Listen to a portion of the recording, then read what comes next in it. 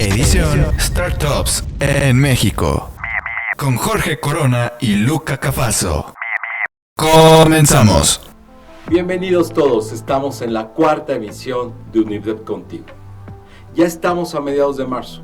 Han transcurrido 24 meses que el COVID apareció en México. Esto ha traído nuevos emprendimientos, nuevos modelos de negocio. Por eso, hoy vamos a platicar sobre las startups en México. ¡Comenzamos! Pues les comparto. Para hablar del tema nos acompaña Luca Cafasso. Luca es de origen italiano.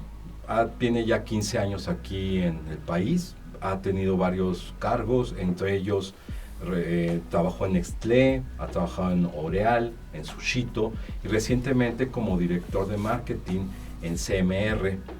Nos va a compartir algunas cuestiones. Ahora, bienvenido Luca, gracias por acompañarnos con este interesante tema. Pues a lo largo de estos 2 años, Luca, se ha movido socialmente algunos aspectos aquí en el país, a nivel mundial. Entonces ahora te tenemos aquí, queremos que nos compartas un poco sobre las startups. ¿Qué es una startup? Bueno, por empezar, muy buenos días, Jorge.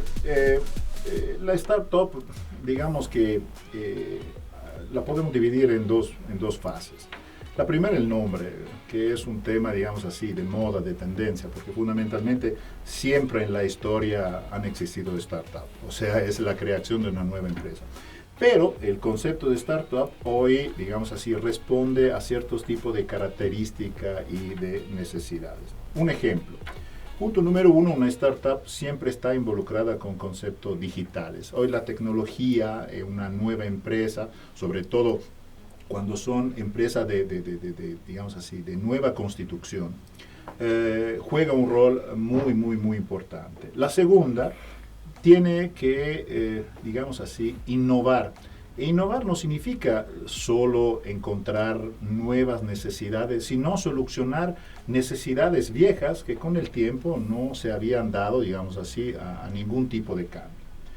El otro concepto y la característica de una startup es que el modelo sea escalable. ¿Por qué?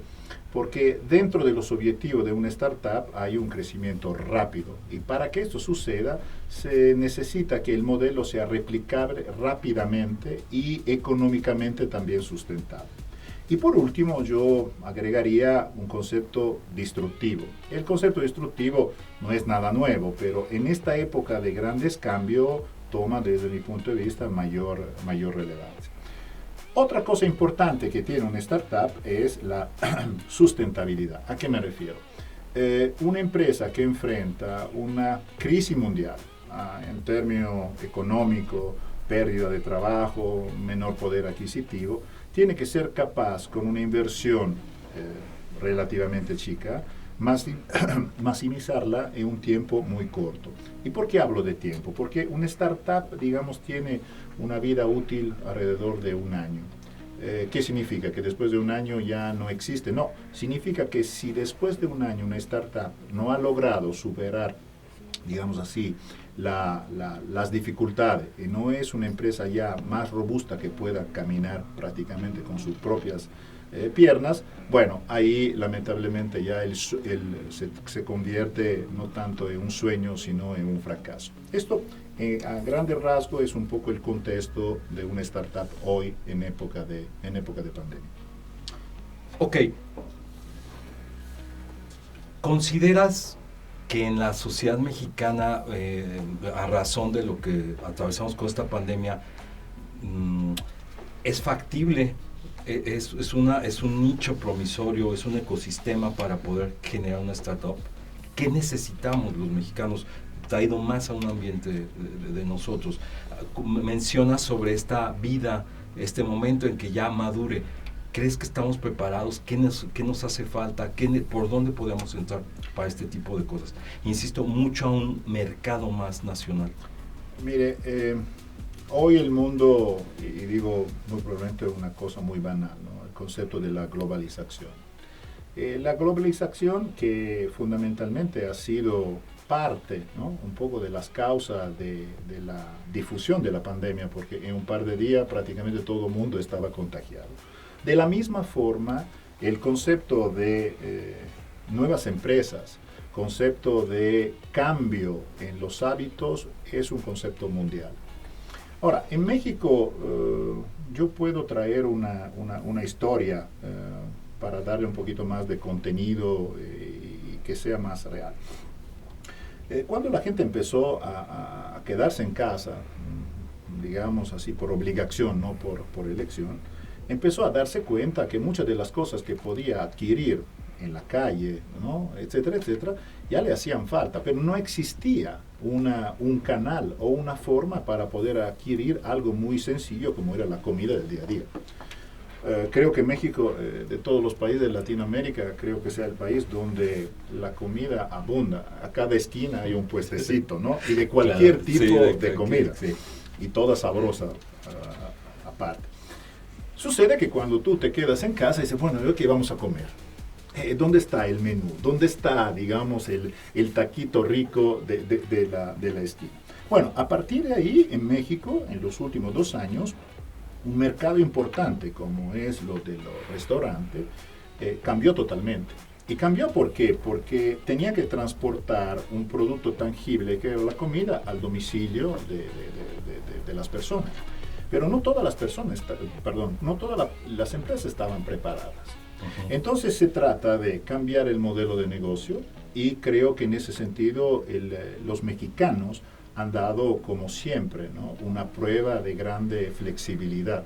Surgieron muchas empresas de restaurantes que se dedican hoy al tema de la comida a domicilio. Pero el ecosistema tenía que, digamos así, dar más soluciones, que era la producción y el otro que era la distribución. En ese sentido, hace unos años entraron plataformas como Didi, Uber, Rappi, etcétera, etcétera. Esa es una forma totalmente distinta de ver prácticamente la misma sopa, solo que en lugar de ser servida en un restaurante, te la sirven a través de una motocicleta, etcétera, etcétera. Pero el rol de la tecnología fue clave. ¿Por qué? Porque antes yo llamaba al restaurante con el teléfono, entonces el problema de si él está ocupado, si la persona no me contesta, etcétera, etcétera. Entonces, viéndolo en ese sentido, cambian los roles, los equilibrios, la tecnología, los tiempos, las inversiones y los costos. Podríamos hablar de todo esto y quizás no acabar hoy. Y entonces el mercado mexicano ha tenido una gran revolución y una gran capacidad de adaptación. Entonces, ¿qué hizo? Adquirió una tecnología que ya estaba en el mercado. Cambió cierto tipo de proceso. Y de aquí, algunas empresas tronaron, pero algunas empresas encontraron, digamos así, un camino al éxito. Por ejemplo, yo puedo compartir de que todos aquellos que hoy producen empaque para comida, bueno, creo que es un boom. Entonces, si en este momento pudiera dar así un consejo a los nuevos emprendedores, a veces no es solamente el mercado principal que podría ser atractivo, sino todos los mercados, digamos, satélite que están alrededor. Yo no me dedico a producir comida, pero me dedico, por ejemplo, a producir caja para transportar comida, o me dedico a la producción de empaque, o me dedico a la tecnología, es decir, cómo facilitar un proceso de compra que antes era por teléfono y ahora es a través de un aparato electrónico. Ahora, en este momento, la mayoría de las empresas que se dedican a este negocio no son mexicanas. Hablo de tecnología. ¿Okay? En el mercado mexicano entraron varios competidores que después de un breve periodo fundamentalmente regresaron, como se dice, a su casa. Sobrevivieron lo más robusto. Hoy podríamos decir que el mercado está dividido en 3 grandes players, hablando siempre del tema del mercado de la comida a domicilio. Pero lo que sucedió es que muchísimas empresas restauranteras pudieron adquirir un nuevo canal, como lo del servicio a domicilio, que hace 2 años era un mercado totalmente imposible por los costos, por la tecnología, porque la gente muy probablemente sí pedía, pero no tanto como ahorita. Entonces, en esto, digamos así, cambio de hábito y con la nueva tecnología, cuando tú haces el mix, salió un cóctel bastante interesante, económicamente hablando. Si luego quieres hablar si el económicamente rentable lo es también para el mercado, bueno, aquí podemos abrir otro capítulo. Porque no siempre todos los beneficios que se logran para el consumidor son beneficios también para la industria.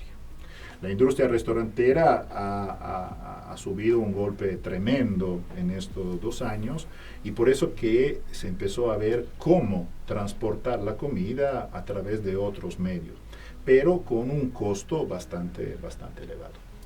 Comentas, Lucas, sobre la cuestión del uso de la tecnología.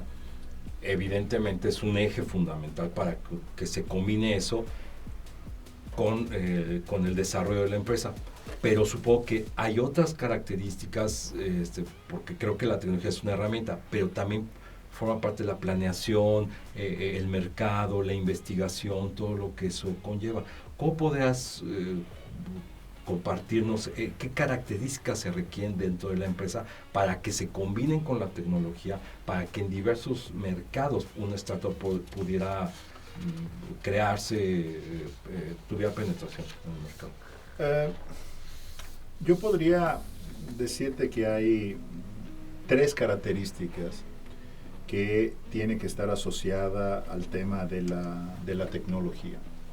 La primera es la flexibilidad. Una startup a veces nace con una idea, nace con un concepto, nace con un producto, con un servicio. Pero puede ser que a la brevedad, por una cantidad, digamos así, infinita de problemas o procesos, puede necesitar, digamos así, como cambiar un poco la dirección. Entonces, la flexibilidad es indispensable en una startup, cosa que obviamente no la puede tener una empresa consolidada, con un mercado ya muy desarrollado, etcétera, etcétera. La segunda, la velocidad de implementación. Hoy se abren, podríamos definir como ventanas, y esta ventana está asociada con la tecnología y los hábitos de los consumidores. Hoy podría decirte que a nivel mundial lo que yo veo es un tema de seguridad y tiempo. Estos 2 factores unidos son detonantes para la elección de un determinado producto o servicio. Te hago mención, creo que tú te acordarás, cuando entraron nuevas empresas que se dedicaban al transporte público en el país. Fundamentalmente el servicio básico es exactamente el mismo, transportar una persona de un lugar a otro en el menor tiempo posible.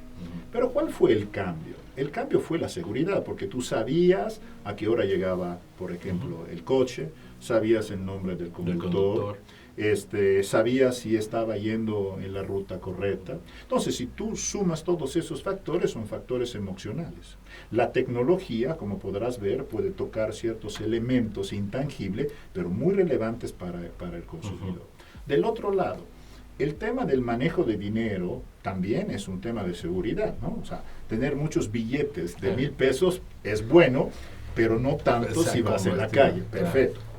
Poder pagar con un medio electrónico, que es parte de un servicio que con el transporte tiene poco que ver, es un tema tecnológico, reduce riesgo. Y esto para el consumidor es un tema muy relevante. Y entonces cuando tú ves la tecnología que hace, muchos te dicen, es que a través de la tecnología se pueden lograr más contacto con el cliente, lo ven como un tema de comunicación. Desde mi punto de vista, yo digo, no, es un tema emocional. A mayor nivel de seguridad, siendo un tema bastante importante y sensible en este país, yo logro tener más clientes fieles a mí porque dice, con la tal marca, con el tal servicio, yo tengo mayor seguridad. Tanto que tú hubieras imaginado poner una persona menor de edad o una persona anciana dentro de un taxi mientras tú no estabas. No. Sí, no. Por ahí te entiendo el punto. Enviar un paquete o un objeto quizás costoso o etcétera, con alguien desconocido, no lo hubieras hecho de ninguna forma. La tecnología, una vez más, te permite hacer lo siguiente. Y el tema siempre es un intangible. Las startups, fundamentalmente, siempre viajan sobre este eje. Facilitan algo que para ti puede ser un problema, uno. Segundo, agregan seguridad. Tercero, en algunos casos hasta podría decirte que te premian Es decir, más consumes y menor es tu costo, cosa que normalmente en otras, digamos, contextos, en otro giro, no puede pasar. O es muy complicado recompensarte. Que, ¿te acuerdas que, no sé, te daban un cupón? Hoy Sí, los cupones hoy casi son. no existen. Hoy vas a comprar un café y lo pagas con el código QR. Tecnología al servicio de ¿qué? Seguridad, rapidez, comodidad. Esto fundamentalmente podríamos así como resumirlo en el efecto tecnológico, pero desde el punto de vista del negocio y el impacto social que tiene hacia el consumidor. Ok, Luca, si queda claro lo que comentas sobre estos puntos a tomar en cuenta para una startup. Ahora te preguntaría, mencionaste sobre una vida, suena lógico, una vida que tiene que cursar una empresa, un producto. Mencionaste ese año, que probablemente es en ese año donde la startup se consolida. ¿Cuáles son esos pasos? ¿Cuáles son tus puntos de vista, tus recomendaciones, observaciones que podrías compartirnos para cómo solidificar esa startup? ¿Cómo no perderla en el año que mencionaste, más o menos? Definitivamente, digamos que el punto número uno es el costo de adquisición de los clientes. Una startup en su primer año de vida, para sobrevivir, necesita de alguien que adquiera, compre el producto o el servicio. Pero para poder, digamos, adquirir este nuevo cliente, la inversión a veces puede ser muy alta. Y en esta época donde la gente tiene, yo diría hasta una sobreoferta, podríamos decir que no es tan fiel a las marcas, y menos a una startup que acaba de empezar. Entonces, este primer punto es muy relevante para, digamos así, la sobrevivencia de una startup. Repito, el costo de adquisición de un cliente. Se debería hacer un cálculo, hay varias formas de hacerlo, para saber cuántos clientes después del primer contacto y de la primera compra vuelven a comprar conmigo. Porque si no, todo el esfuerzo hecho antes, que definitivamente es una inversión en tiempo y recursos, etcétera, termina fundamentalmente con un fracaso. Eso es uno. La segunda, la necesidad financiera de una startup. Fundamentalmente una empresa joven ha invertido mucho en lo que puede ser infraestructura, contratar personas. Entonces no siempre el startup navegan, digamos así, en el oro. La necesidad financiera también sirve para adquirir o lanzar nuevos servicios o para adquirir nuevos talentos como personas y como empleados. Por lo cual, la segunda parte es tener mucho cuidado al tema de la rentabilidad y al tema, digamos, financiero, o sea, de cómo la compañía se financia o quiénes son, digamos así, los inversionistas que pueden aportar capital. Una característica también de la startup es que puede pasar por altos y bajos, tanto en venta como por problema de temporalidad. Eso es un elemento, digamos así, que puede poner en riesgo el ecosistema de la compañía, su misma, digamos así, su mismo producto y también el clima organizacional. Y a este tema quiero agregarle una cosa muy peculiar de una startup, que es lo siguiente. La mayoría, digamos, de las empresas tienen una estructura bien definida, bien organizada, con roles, ¿no? Así muy bien, digamos, un buen organigrama. Un buen organigrama. Y tiene una cantidad de personas suficiente para cubrir todas las necesidades. En una startup, en realidad, punto número uno, el concepto multitask prácticamente es el verbo. ¿Por qué? Porque uno tiene que ser capaz de hacer al mismo tiempo 2 o 3 cosas y desempeñarse en acciones, por ejemplo, de tecnología, como al mismo tiempo en acción de servicio y mañana, ¿por qué no?, en acciones de mercadotecnia, etc. Entonces, en ese sentido, hasta las mismas empresas tienen que escoger correctamente las personas. Cosas que es totalmente distinto respecto a una empresa ya consolidada, etcétera, etcétera. Entonces, el factor humano en una startup, desde mi punto de vista y con la experiencia que llevo, es extremadamente importante. Mucho más importante en el proceso de adquisición de un talento muy específico para, digamos, un área. Aquí hay que ver un poquito el abanico de las capacidades, de los talentos de la persona que sea aquí. ¿Te refieres a otro tipo de habilidades, esas competencias? Técnica y no solo, y también emocional. ¿Por qué? Porque puede ser que un día se logra un gran resultado y el día siguiente se tiene que enfrentar un fracaso. Si emocionalmente hablando, las personas que viven, ¿no?, la vida de una startup no son desde el punto de vista emocional fuertes, bueno, sí creo que no es solo el talento, el conocimiento. ¿Okay? Una alta tolerancia a la frustración, probablemente. Definitivamente, definitivamente. Y si queremos ver también el famoso, ¿sabes?, el concepto de ponerse la camiseta. El compromiso que tú tienes que meter en una startup es mucho más grande respecto otra vez a una empresa consolidada. Uno, porque constantemente vives bajo estrés. Segundo, no son empresas que pueden pagarte quizás el mismo sueldo. Económicamente hablando, entonces yo podría decir que es una apuesta, tanto para la empresa como tú, como trabajador, es decir, bueno, apuesto en esta empresa que quizás en unos años puede tomar una posición relevante del mercado.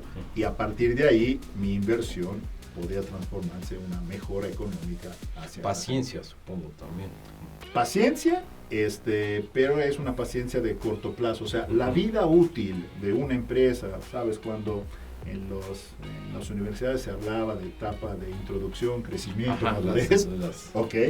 Hoy en realidad estas dos etapas están contenidas en una. Y los tiempos, no sé si tú recuerdas, ¿no?, el famoso mediano plazo eran los 5 años. Hoy en realidad, si una empresa no logra el éxito en los primeros 18 meses, difícilmente se va por la alta competencia en un mercado que... Competencia, por el hecho que hasta la mentalidad del empresario. Antes era paciencia, perseverancia, etc. Hoy el éxito llega en un lapso de tiempo breve, año y medio, o definitivamente prefieren, digamos así, dedicarse a otro negocio. Entonces, los tiempos y la metodología, digamos, del emprendedor ha cambiado mucho. Y el tema de la tecnología, repito, es un acelerador de todos estos procesos. Y está fundamentalmente agregando, por último, digamos así, un concepto de multicanalidad. ¿Y a qué me refiero? La startup tiene que estar lista a encontrar, como tú mencionabas antes, oportunidades constantemente. A veces las oportunidades son porque se abre, no sé, una nueva necesidad, pero a veces adentro de la misma necesidad se abre un nuevo canal. Es decir, los restaurantes existían prácticamente desde la época de Jesucristo, solo que nadie entregaba a domicilio. Desde la entrega a domicilio luego pasamos al hecho de la entrega, digamos, a través de un medio electrónico. El negocio sigue el mismo, pero lo que se transforma es la forma de adquirir los productos. Eso es otro tema donde las startups tienen que estar muy atentas a encontrar otra vez nicho o oportunidades. Pues bien, Luca, interesante todos los puntos que estás expresando. Creo que pues de entrada nos deja muchas cosas por pensar, insisto, hacia este tema muy, muy de nosotros mexicanos. Aquí me gustaría, para finalizar, ¿cuál es tu punto de vista? ¿Cómo ves la tendencia aquí en México? Los apoyos que pudieran surgir gubernamentales. ¿Todavía hay lugar para que las startups se creen en México? ¿Hay espacios? ¿Qué opinas al respecto? Mira, yo vengo, digamos, del mundo académico, y creo que el mundo académico tenga una responsabilidad en ese sentido. México no lo veo como un país, digamos, donde el gobierno tenga mucha interacción con el tema de desarrollo de nuevas empresas, como puedo ver en otros países. Entonces creo que las universidades tienen que tomar un poco esta responsabilidad. Un ejemplo, la mayoría de las universidades tienen la famosa incubadora. Esto es el lugar correcto para, digamos así, construir las nuevas startups para el futuro. Además, las universidades tienen un ecosistema donde se pueden mezclar diferentes conocimientos. Me refiero de los mismos docente académico a los estudiantes que hoy tienen más perfil de trabajador estudiante respecto a lo que se podía ver en los años anteriores. Entonces, en este sentido, creo que la tarea académica siga siendo la de empujar a los estudiantes a formar nuevas empresas en lugar de ir a buscar un trabajo. ¿Por qué? Porque creo que el momento económico sea lo más conveniente, porque las grandes empresas se están reduciendo, todo se está haciendo más chico para reducir costos, etcétera, etcétera. Y obviamente los trabajos que hay hoy en el mercado son pocos y muchos con un nivel de salario no muy atractivo.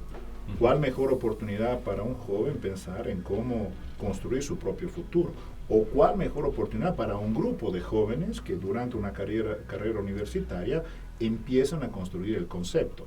Que fundamentalmente es la misma origen con la cual se dio la empresa en la cual estoy trabajando, que fue, digamos así, la idea de dos estudiantes y a partir de ahí, bueno, crearon este grupo que se llama Manca, que se dedica al tema de la producción y distribución de alimentos. Pues muy interesante, dejas otra vez pensando en esta situación. Coincido contigo con la parte académica, coincido porque cada vez es más complicado encontrar apoyos del gobierno. Creo que es el ecosistema, como bien decías, el hábitat de donde las mismas universidades deben de crear esto. Y pues bueno, es un tema que nos deja mucho por pensar, creo yo. Creo que vamos a seguir en esto. Y por supuesto, pues quiero invitarte, ojalá que podamos seguir con esta parte. Mencionaste ya el otro proyecto y en una siguiente emisión, si te parece bien, vamos a abordar eso, vamos a platicar, ver cómo surge. Creo que es un muy buen ejemplo para que pudiéramos llevar este modelo, estas ideas hacia cosas que podamos producir nosotros. Con mucho gusto. Muchas gracias, Lucas. Gracias. Gracias, internautas. Llegamos al final de nuestra cuarta emisión de UNIRDEP Contigo. Nos vemos en la quinta emisión. Lucas seguirá platicando con nosotros sobre casos de éxito, Manca, startups en México. No se la pierdan. Les recuerdo, antes de despedirnos, suscríbanse al canal, denle like, activen la campana, síganos en redes sociales. Ahora sí, nos vemos.